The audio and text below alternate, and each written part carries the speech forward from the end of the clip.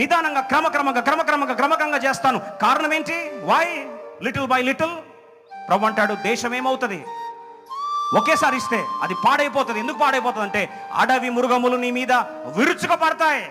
The beast will fall on you and will wolf you, that it will totally raven you. నేను చీల్చి పడేస్తాయంట. అదేంటి ప్రభు, ఎందుకు చీల్చేస్తాను ఆయన అంటే, ప్రభు అంటాడు, నీకు విరోధముగా ఉండే అడవి మృగాలు ఒకేసారి కానీ హెచ్చింపు వస్తే, ఒకేసారి విడుదల వస్తే, ఒకేసారి ఆశీర్వాదం వస్తే, ఒకేసారి వాగ్దాన ఫలం వస్తే, అది నీ పాలిట శాపంగా మారుతుంది. It was a shocking revolution.